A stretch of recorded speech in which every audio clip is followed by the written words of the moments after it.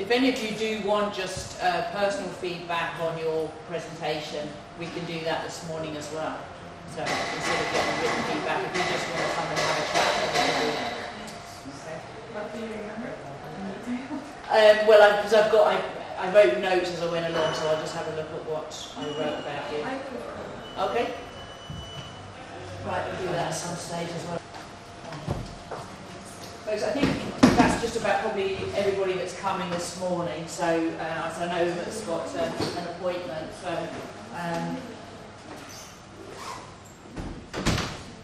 So the plan for today is really just getting a big start done on these fellowship applications and moving them to the next level. I'm going to do very little speaking today. You'll be here to hear. I'm just here to help you. So if you've got questions, I'll just come and give you individual feedback. So I brought in some sample applications which you're having a look at. If anyone wants to look at the case studies, I didn't print all of those out. If anyone wants to look at some examples of case studies, you can just come and have a quick look at them on my laptop, and I'll just bring up a few, and you just maybe just take it in turns doing that. That might be the easiest way to do it. So read through those. I've tried to bring in a range of different ones at D2 and D3 in different discipline areas. I've kind of colour-coded them, but if you distribute them around at the end, that's just so I can gather them all up and make sure that I'm not missing pages. As I said before, these are people's actual submissions, so I can't leave any of the documentation with you. It's kind of that was how it was agreed when they shared them. So this D3 doesn't refer to senior fellowship? Yes, it does. If it says D3 on it, because, yes. it's senior fellow, and then there's ones with D2. But then the coloured numbers 1, 2, 3 is just the page number, so I can make sure I've got everything. So have a read through those. Do you remember when I was here in the very first module, I kind of gave you that mapping grid? Have you all kind of completed that? So where you actually map each of the criteria against where it is you're doing it, yeah. So if you haven't done that, I'll bring it up just to remind you at some point, but that is a useful starting point if you haven't done that. I'm going, if you haven't started already, I'm going to have a kind of a quiet period after you've done some reading, probably, I don't know, maybe about 11 o'clock, where we just have 20 minutes of writing, and you just write. Whether it's freehand or if you've got a device with you, it's up to you.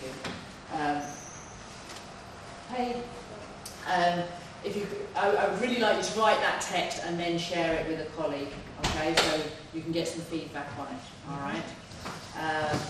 So reading, writing, sharing, so we're going to talk about that. Then after the break, so I'm going to just go through some slides here now about what should be in each of those sections. I'm going to go through them quite quickly as a reminder, but I'm going to leave the clicker in the room, okay? So if you want to just flick back and see what should I be putting in A2, you can just use it yourself, okay? And then we'll have a break, and then after the break, I'll go through A5 and your professional development, and because I'd like to kind of finish up with how can we sustain our community after I've left you? How can you support each other, in this final sort of stages and beyond, because hopefully, you're thinking about your teaching practice now and how you can develop that further, maybe engage in scholarship communities, research communities in your teaching. So we'll chat about that a little bit at the end. So that's the plan for today. So I'm going to do very little work. I bought chocolate, so that's going to help us along as well. So we'll sort those out. I'll just bring up these slides here now if I can find my clicker.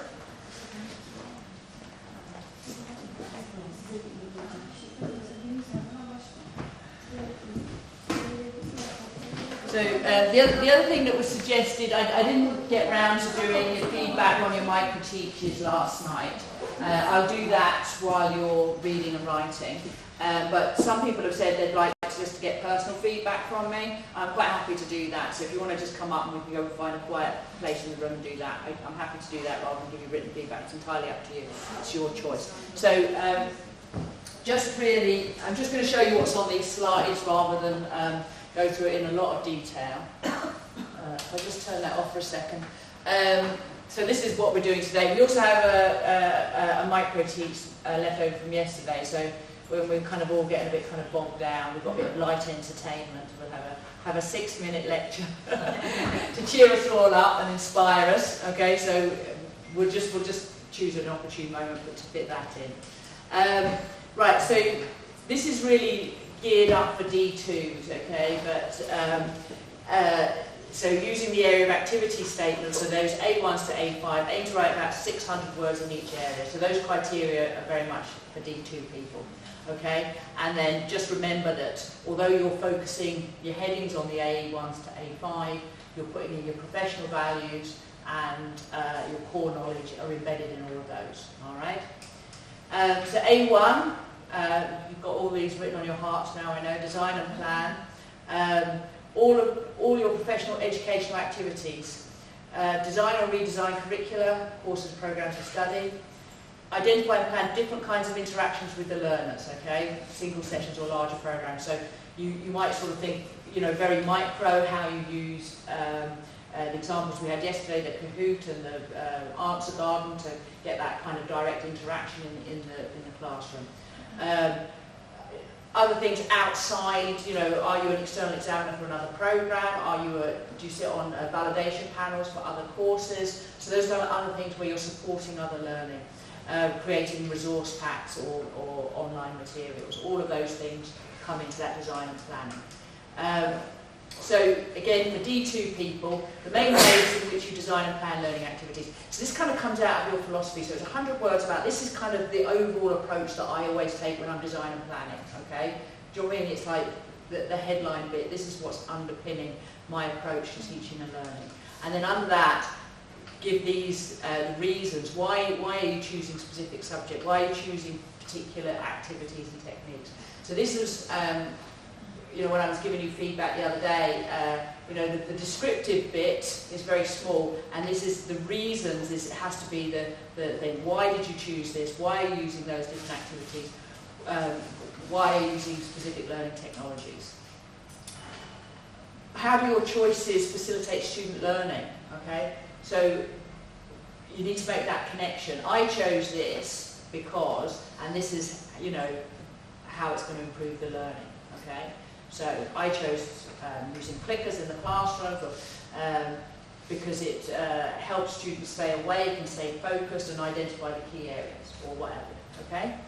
And then what other dimensions of practice? So which core knowledge did you use to do that? Which professional values? So whenever you talking about design and planning, you need to have at least one of these in there as well. What knowledge did you use? What professional values did you use?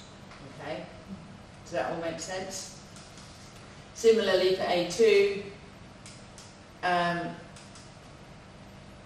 direct engagement, okay? With the, so this is your direct interaction with your students. And of course, depending on your teaching practice, you know, this might be anything from studies advice and mentoring all the way through to actually lecturing in the classroom. We're all familiar with all these different types of teaching activities, and it can also be mentoring and support for students. Okay? And again, the main ways that you do this, your first 100 words, focusing then the activities or techniques you use and why, okay? How you came to use them, why were they successful, okay? So how do you know, how do I know that using clickers in the classroom is engaging students? So, yeah, you know, she could get the data from that Kahoot quiz and realise that 95% of us got the right answers or 90% of us got the right answers. Okay, so that's informing you to do your next piece of teaching and learning. Okay, and again, what core knowledge you're using and what professional values you're using. So it's the same pattern for each section. Yeah, what you've done, why you did it, how do you know it's working, and then what knowledge and values are underpinning it. Similarly, assessing and giving feedback to learners. I think this one's a very straightforward one. But don't forget the formative assessments, okay? And don't forget the feedback. So I think we can very focus on our assessment. And some of you might be quite restricted in the type of assessments that you can choose. You can't suddenly change them. You know, you're restricted to having end-of-term exams or what have you, which you might not now think is the best way to go forward. But can you think of ways that you can give formative assessments or assessment for learning throughout the course, okay? And then thinking about how you're giving feedback, all right? So, and you know, feedback's not just that writing on the essays, it's, you know, feedback to the group, feedback to individuals, feedback, you know, on specific elements, okay? How do you know your feedback's working? Knowledge and professional values, of course, at the end of each of those. And then A4, which is the last one I'm going to go through, learning environments. How do you make best use of both, you know, formal lecture rooms like this, lecture theatres? How can you make best use of a room like this, which is maybe not ideal? But thinking about informal learning environments, so, you know, breakout rooms, meeting students in seminar rooms, you know, in the university generally, and then in online spaces. So making sure you're using all the options of physical and virtual learning environments. Again, that's thinking about sort of maximising you know, participation from all different students in your course. Do you work with your physical resources departments or other parts of the university to kind of change spaces? You know, it can be very easy to say, oh, well, I'm stuck with this lecture theatre, which is not really appropriate. You know, but, you know, you don't go and ask, can you change room, can you move the furniture, you know, so it's engaging with those other people and saying, well, actually, can we do something about this? So think about examples in your practice where you've either utilised the learning environment to really maximise learning, or you've changed the learning environment, recognising how it delivers specific types of learning, okay? Again, the types of environment you work in. How have you made that learning environment better? Again, the ways and the whys, and which knowledge and professional values you're using. Okay, so I'm going to stop that there. If anybody wants to just click back through any of these, I'll just leave the clicker down the front here so you can go back to the different pages. Okay. Can you upload this? This is on the virtual learning environment anyway. Okay. So it's just really just to get you started on this. I'm going to leave you in peace to read and write, and I shall finish doing your feedback on your micro-teach. And if anybody's got any questions, just stick your hand up. Okay? Yes? The last one. To go over the last A5? I'm going to do that after the break. Okay, because I want to talk more about how we're going to move together as a community. And think a bit more detail about your professional development and what your strategies are, and that's kind of going to be the end of the day. So, okay.